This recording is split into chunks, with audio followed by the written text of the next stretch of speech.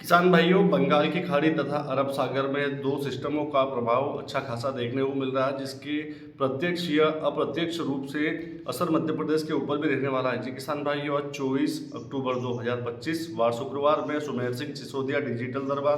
किसान भाइयों, ये वीडियो आप यूट्यूब चैनल, फेसबुक एवं इंस्टाग्राम पर डिजिटल दरबार नाम से जो आईडी ऑफ चैनल है, इस पर देख रहे हैं। कृपया आईडी ऑफ चैनल को फॉलो कीजिएगा, सब्सक्राइब कीजिएगा, क्योंकि अब निरंतर मावठे की स्थितियां बन रही है। ऐसे में आपके क्षेत्र में, क्या आपके राज्य में, आपके ज़िले में कैसी बारिश होने वाली है, इसकी संपूर्ण जानकारी मैं आगे देने वाला हूँ। अभी हालांकि सितंबर और अक्टूबर जो महीना होता है वो मानसून के विदाई के बाद में जब मावठे की गतिविधियाँ ज़्यादा दिखाई देती है। वो क्यों दिखाई देती है? क्योंकि इस समय मानसून विदाई के बाद में दोनों सागरों में तूफान बनने की जो सबसे अधिक जो है वो जो समय होता है वो यही होता है। इस समय सितंबर और अक्टूबर के बीच में बंगाल की खाड़ी तथा अरब सागर में निरंतर सिस्टम पे सिस्टम बनते हैं, जो कि अन्य दिनों के मुकाबले ज़्यादा ताकतवर होते हैं। तो बात कर लेते हैं हम कि अभी बंगाल की खाड़ी तथा अरब सागर में जो सिस्टम बन रहे हैं, क्या ये मध्य प्रदेश तक बारिश लेकर आएंगे? तो कृपया वीडियो को पूरा सुनिएगा, क्योंकि कुछ बातें अंत में ऐसी भी होती है जो मैं बता देता हूँ। शुरुआती बातों में याद नहीं रहता है। तो देखिए, सबसे पहले तो जैसा सैटेलाइट इमेजरी में दिख रहा है कि जो अरब सागर वाला सिस्टम है, ये थोड़ा सा मूव करके पश्चिमी जिलों की तरफ जाएगा, पश्चिमी क्षेत्रों की तरफ जाएगा।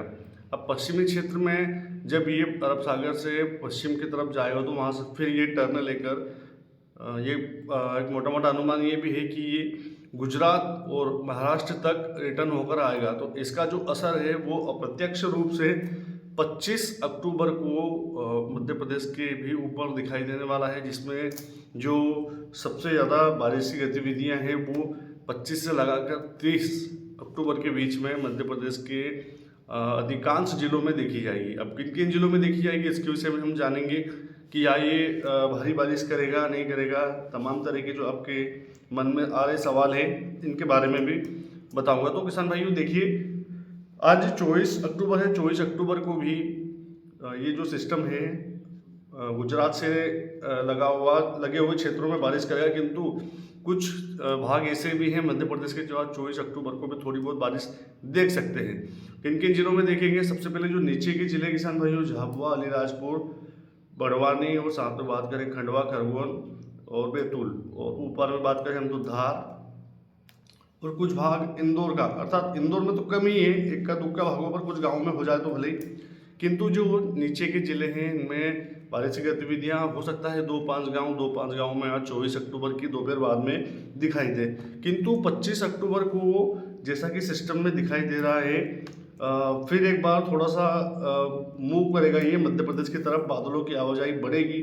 तो 25 अक्टूबर को दोपहर बाद में जो नीचे के जिले हैं झाबुआ, अलीराजपुर, बड़वानी, बैतूल, खंडवा, खरगोन और ऊपर में धार और इंदौर और उज्जैन के कुछ भाग, 2 5 10 गांव में ऐसी गतिविधियां 25 अक्टूबर को देखी जाएगी। किंतु अब आगे जैसा दिख रहा है उसके अनुसार यदि मैं आप लोगों को बताऊं तो 26, 27, 28 3 दिन तो विशेष है, और 29, 30 भी इसमें कवर कर लें तो कोई बड़ी बात नहीं होगी, क्योंकि 3, 4, 5 दिनों तक असर रहेगा। कैसा रहेगा?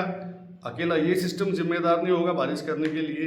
हालांकि इसकी जो भी अपडेट होगी मैं वीडियो के माध्यम से बताता रहूँगा कि कितना इंटेंसिफाई हुआ है, मध्य प्रदेश में भारी बारिश करेगा नहीं करेगा। अभी जो दिख रहा है बंगाल की खाड़ी में एक सिस्टम बना हुआ है लो प्रेशर से, वो इंटेंसिफाई होकर थोड़ा ताकतवर सिस्टम बन रहा है। या यूँ कहें कि अंत में ये तूफान भी बन जाए, इसमें अगर तूफान भी बोल दिया जाए तो कोई बड़ी बात नहीं होगी। तो ये और एक बंगाल अरब सागर में बना हुआ सिस्टम, ये दोनों का जब मर्जीकरण होगा, तब जो आपस में मर्ज होंगे दोनों एक दूसरे को अपनी ताकत प्रदान करेंगे। तो इसके प्रभाव से जो मध्य प्रदेश के ज़िले हैं, जिसमें डिंडोरी, शहडोल, मंडला, अनूपपुर, सीधी, सिंगरौली, दमोह, पन्ना, छतरपुर, गुना, शिवपुरी, श्योपुर, ग्वालियर, टीकमगढ़, निवाड़ी, विदिशा, भोपाल, ये जो ज़िले हैं इनमें भी बारिश हो, इससे इनकार नहीं किया जा सकता। अब पश्चिम के ज़िले हैं जिसमें राजगढ़, शाजापुर, देवास, हरदा, सीहोर, आगर मालवा, बैतूल, बुरहानपुर, खंडवा, खरगोन, इंदौर, धार, बड़वानी, झाबुआ, अलीराजपुर, रतलाम, मंदसौर, नीमच। मतलब मध्य प्रदेश का 90% भाग आगामी सिस्टम से प्रभावित हो सकता है। फिर बोल रहा हूँ किसान भाइयों, हो सकता है। खेती का जो भी काम करना है अपने विवेक से कीजिएगा। ये मावठे की बारिश है। जो मैंने ज़िले बताए हैं सभी ज़िलों में एक समान बारिश कहीं पर भी नहीं होगी।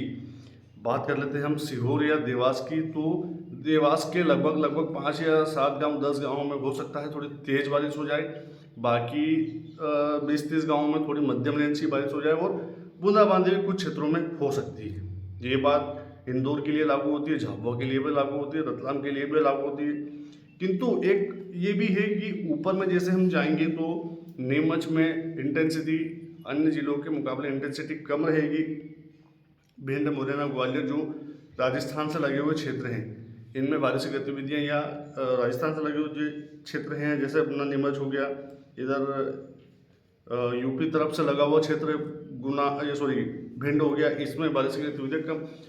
नीचे से आ रहे सिस्टम को महाराष्ट्र से लगे क्षेत्रों में ज़्यादा असर दिखाई दे सकता है।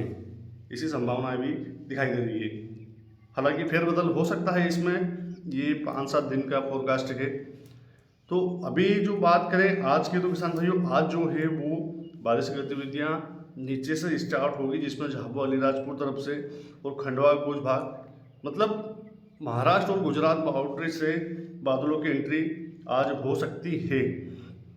तो अधिकांश जिले आज तो शुष्क रहेंगे, आज कोई विशेष दिक्कत वाली बात भी नहीं है, कल भी नहीं है। 26 अक्टूबर से दिखाई दे सकती है अधिकांश जिलों में बारिश।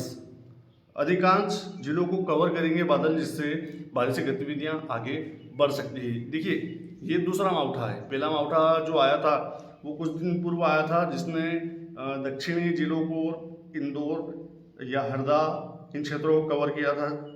तो बात करें खंडवा, खरगोन को भी कवर किया था। तो ये छोटा मावठा बोल सकते हैं उसको, पर ये जो है अब तक का मध्य प्रदेश में जो पहला ऐसा मावठा होगा जो एक समान बारिश करेगा।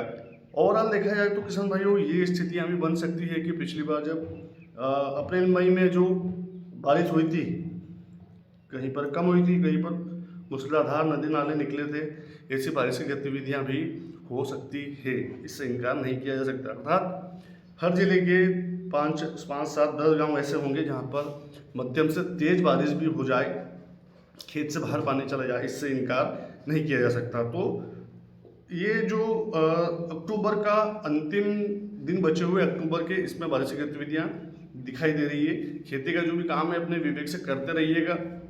प्याज की नर्सरी डालना, लहसुन की बुआई करना, मटर की बुआई करना।